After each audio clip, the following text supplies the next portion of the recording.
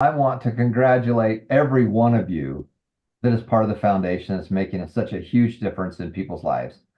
You know, if you go out into a pond and you drop a pebble, it has ripples, and those ripples go all the way to the shore in many cases. If you drop a bigger boulder, then they definitely go out and all the way to the shore. Well, I want to talk about a little bit about the top influencer of where we're at so far. We celebrated a wonderful milestone this last week of Johnson Etor getting to the 1,000 mark as the top influencer. Now, as you know, the top influencer is all the people that they enrolled, and then he helped those people go enroll more people. So Johnson is about 600 people that he's personally enrolled with his own link. And then those people have gone out and done another 400. So they just went over the 1,000 mark as the top influencer. And then the really cool part about it is that they've gone over 10,000 hours of online classes.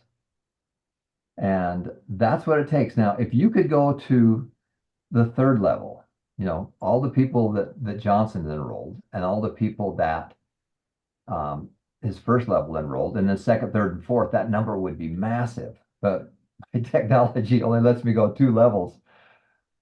But they just hit a milestone, and it was so much fun. I was here in America on my phone, clicking, clicking, clicking when they got up to 999, and then it went over 1,000. So I just want to congratulate. That's a milestone that is pretty amazing. 1,000 lives that Johnson and his team and Ethan, this wouldn't have happened. You connect the dots going backwards. And Ethan served a Christian mission in the Philippines, but he was only there for 7 months, and he didn't really meet that many people. But he met these two guys, and he shared with them. And so he dropped the first pebble, and then you've got Johnson that connected up with Daryl and these other guys, and they just haven't looked back. So you never know who it is that you're going to influence that is just going to really take off. You really don't know who it is, and it doesn't matter. Your job is just to enroll as many people as you can and encourage them to go out there and to change their lives, their families' lives, and their friends' lives. So I want to congratulate especially you two, and with Ethan and the whole team that has made this so possible. And I'm just going to let those guys talk just for a second about some of their thoughts on hitting this milestone because it's pretty amazing. Daryl, Johnson, let you guys take it away for a minute. Thank you so much, Tom. And every one of us can hit this kind of milestone. We don't have to reach 1,000. If right now we have 20, then we might probably reach 30. That's another milestone for us. And this is what I thought when we were in our live events in some places in the Philippines. Financial literacy here in the Philippines is really kind of like underrated. We're not really talking about this, especially in school.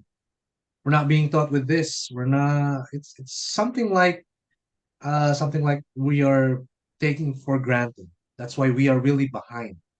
So right now we have this platform, we have this foundation that give us the opportunity to learn and earn. And I think one motivation that we can have is that this foundation will help us to learn first. We don't need the money first. We need the money, but we need the knowledge and experience first. That's the first thing. If we have a key of the Ferrari car and we don't know how to drive it, we might end up crashing it.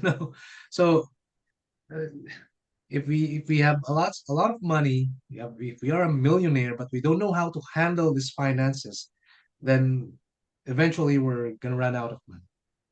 So financial literacy is very, very important. That's why this foundation was created through the brilliant, brilliant and crazy mind of Tom. We have this kind of foundation, and we are happy to hit that kind of milestone.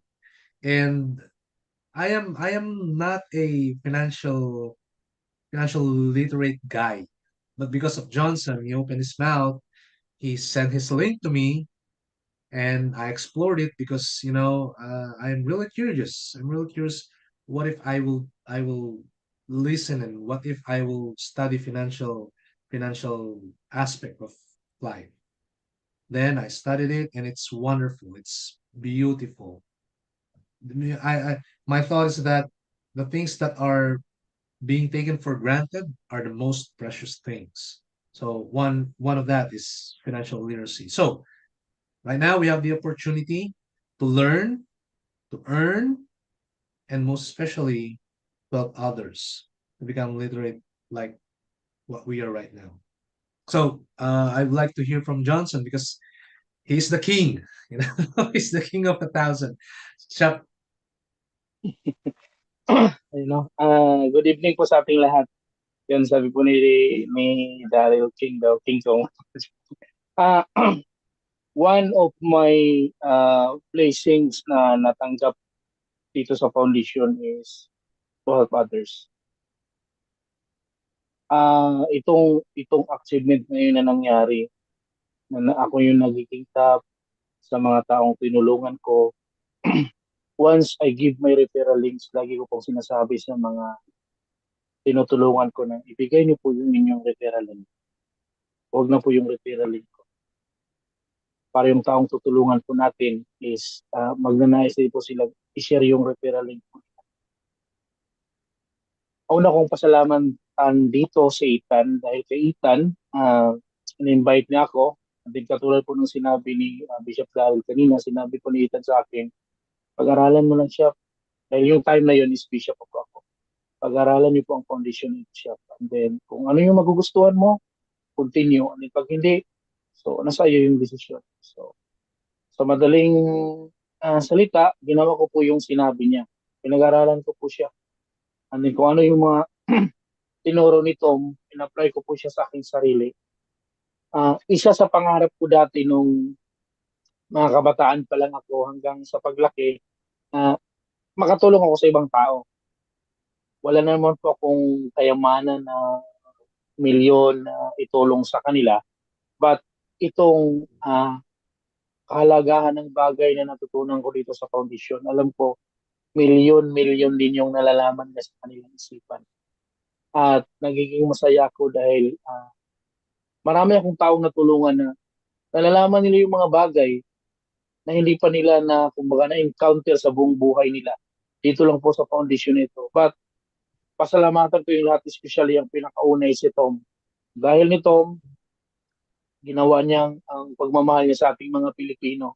Kaya yun po yung bagay na ayaw ko pong sayangin. Yung itong time na ginagawa po natin ngayon, Tom will wake up early para po sa atin, para turuan po tayo sa ganitong mga bagay. Ha? Bigyan po natin ang halaga yung ginagawa ni Tom. It's all free. Libre lang po ito. He sacrificed his time para sa atin, naturuan po tayo. Di ba? Ang swerte po natin. Kaya tayo, ako, ginawa ko yung part ko na tulungan po yung foundation. So, lagi po yung sinasabi, help others. Especially yung mga taong hindi po nila alam ang ganitong mga bagay. Although kahit po ako yung nagiging top dyan, pero nais ko pong ibahagi sa inyo na pagmahal po ninyong inyong kapwa, pagmahal po inyong kapamilya, hindi po kayo mag-atubilin o hindi po kayo mag-alinlangan. I-invite po sila o i-share po sa kanilang foundation ito. Well, ako din po, naging karanasan ko din po na sabihan na Bishop or brother, baka scam po yung sinishare mo sa akin. No, this is not scam. Because libre lang po ito. Wala po itong bayad. Ginawa ko po yung lahat, share sa kanila, yung foundation na ito, para magbago yung buhay nila. Pagdating ng panahon, kung i-apply nila sa kanilang sarili, at isabi nila sa kanilang mga anak, hindi po nila ako makakalimutan. Kung dahil sa akin, nalaman po nila yung kahalagahan, importante ng foundation na ito. At hindi po sila mahirapan yung pangalagaan yung kanilang financial. At ito po yung tinuturo dito. So, lagi po nating tandaan ng my dear fellow student, if we love others, kaya po natin gawin ang lahat. Kaya pong sinasabi yung mukha ko makapal eh. makapal yung mukha ko dahil ayaw kong ipagkait o ayaw ko pong kung ano man yung mga nalalaman ko is akin lang. So, share your blessing. Kaya yung blessings na meron sa akin ngayon dahil sa foundation na ito, kahit sino pong taong makilala ko, kahit sino pong taong makausap ko, na kamisyon ko, lahat-lahat, sinishare ko po sa kanila. Lagi ko pong sinisingit itong foundation dahil napakahalagang bagay ito. Napakahalaga. Napakahalaga po sa ating lahat. Especially sa ating Pilipino, magaling tayong maghanap ng pera pero hindi tayo marunong paano pangalagaan ating financial. Pero pag nalaman po natin ito, may bahagi natin sa kanila, wala na pong Pilipino mag- Yun po yung gusto kong malaman lahat. Na yung kanilang kaisipan, ma-reformat po nila dahil nalaman nila ito sa foundation, magbabago ang lahat sa buhay nila dahil dito. At dahil yan sa pagmamahal na meron ako, yun po yung nagiging bunga. Actually, si Bishop Daryl dati, friend lang po yung wife niya at yung wife ko. Hindi kami magkakilala. Una lang po namin na pagkita, sinare ko na kagad sa kanya. Yung nalalaman ko about sa foundation, sinare ko kagad sa kanya. Kaya thankful din po ako, ano kami dalawa pinagtagpo kami ng tadhana. Pinagtagpo kami upang tumulong sa mga tao, upang tulungan yung mga tao dahil ah, yung about sa ganitong bagay. Kaya hindi din po malabong mangyari na darating din yung time, katulad ng sinabi ni Bishop Daryl kanina, don't be discouraged pag ay, meron pala akong kaunti pa lang. Paano ko kaya maabot si Johnson na ganyang kadami? Paano ko kaya magawa yung magiging katulad sa kanya? Madali lang po may fellow student.